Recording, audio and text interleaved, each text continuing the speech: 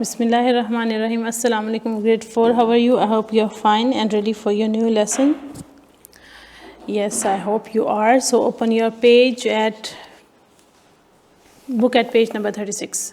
Today we'll solve the exercise of the chapter leisure. So let's see what we have to solve today. Subject and objects. So in this task we have to underline the subject in the following sentences. You know what a subject is? आपको पता है subject क्या है? Subject और predicate sentence के दो part होते हैं. तो यहाँ आपने सब्जेक्ट जिसके बारे में जो कि मेन सेंटेंस का जो मेन पार्ट है हम उसको अंडरलाइन करेंगे. ठीक है.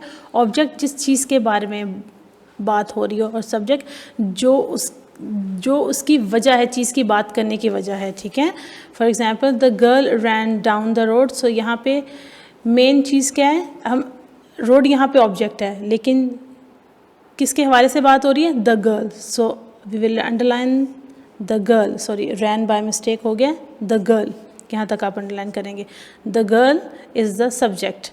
The girl and the boy ran down the road. यहाँ पे the girl and the boy, क्योंकि ये मेन जो है पार्ट है हमारे सेंटेंस के. The tall girl and the short boy climbed the fence. तो यहाँ पे भी the tall girl and the short boy. Doesn't matter हमारा सब्जेक्ट कितना लंबा है, जो भी हमारा सब्जेक्ट होगा सेंटेंस में हमने उसको पूरा का पूरा अंडरलाइन करना है. 3 old men, 2 young girls and a dog were waiting for the bus. तो यहाँ पे हमारा सब्जेक्ट और लंबा हो गया. 3 old men, 2 young girls and a dog. Okay, यहाँ तक were waiting for the bus. The man who gave me the money is sitting in the shop. The man who gave me the money. ठीक है. तो यहाँ पे जो है वो मेन सब्जेक्ट्स ये है, मनी और द मैन. अब नेक्स्ट है direct and indirect subject object. Sorry, for example यहाँ पे आई गेव द बुक. आई जो है वो सब्जेक्ट है और मेन ऑब्जेक्ट जिसके बारे में बात की जा रही है वो बुक है. और नेक्स्ट जो भी लिविंग थिंग यूज़ की गई है वो यू यहाँ प्रोनाउन यूज़ किया गया आई के बिहाफ पे, आई के साथ, तो वो इनडायरेक्ट ऑब्जेक्ट बन जाएगा.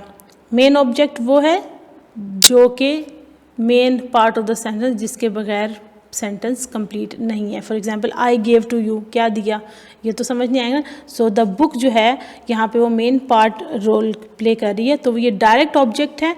और टू यू आगे दिया गया तो वो टू यू जो है वो इनडायरेक्ट ऑब्जेक्ट हो गया. और यहाँ पे आई जो है वो सब्जेक्ट है. तो इन सेंटेंसेस में next page number 37, underline the direct object and circle the indirect object in each of the following. Okay.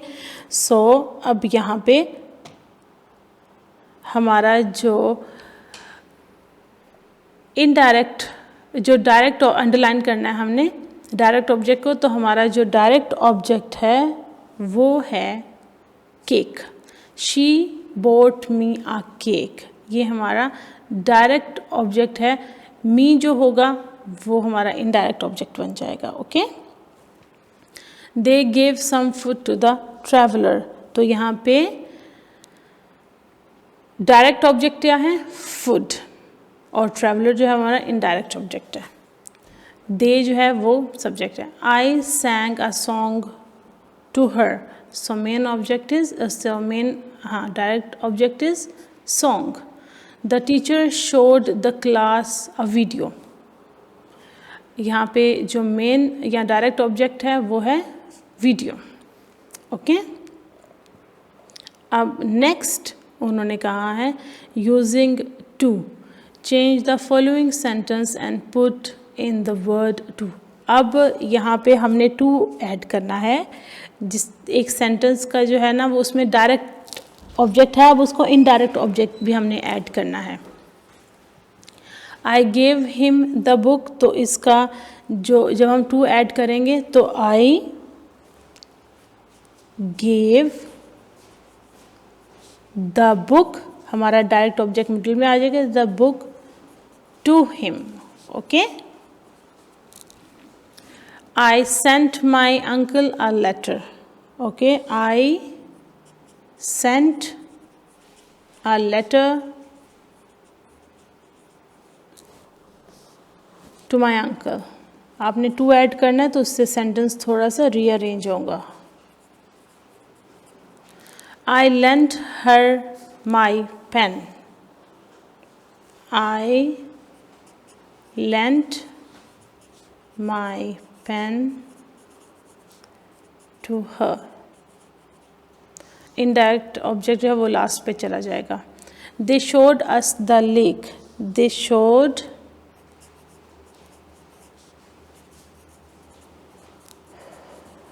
the lake to us. Okay आपने जब नाउ अब आपका टास्क है कि आपने इन एक्सरसाइज को नोटबुक में सॉल्व करना है. Very easy. आपने टॉपिक लिखना है सब्जेक्ट्स एंड ऑब्जेक्ट्स. सब्जेक्ट के टॉपिक में पहले ये वाली हेडिंग आती है तो आप सिर्फ इतनी से हमारा जो टॉपिक होगा underline the subject in the following sentences, ये हमारा टॉपिक होगा. उसके नीचे आप सेंटेंसेस लिखेंगे और जो सब्जेक्ट है जिन्हें मैंने आपको अंडरलाइन करवाया आप उन्हें अंडरलाइन करके उसके ऊपर एस लिखेंगे जिस तरह से आप नोटबुक में क्लास वर्क में काम करते हैं. ये आप एक्सरसाइज सॉल्व करेंगे. Moving on to next page, page number 37 पे आपने ये वाली एक्सरसाइज जो है using to change the following sentence and put them in the word, इनको आप अपनी नोटबुक में लिखेंगे. पहले आप जो सेंटेंस हमें दिया गया है आप उसे लिखेंगे A I gave him the book और फिर उसके नीचे आप I gave the book to him ये सॉल्व करके लिखेंगे ताकि आपको ये आसानी से समझ आए कि आपने टू को किस तरह से अरेंज किया. ठीक है, ये वाली एक्सरसाइज आप ये बुक पे ही सॉल्व करें. It's okay. ये वाली using to and subject and object वाली जो एक्सरसाइज है ये आपने अपनी नोटबुक पे सॉल्व करनी है. ओके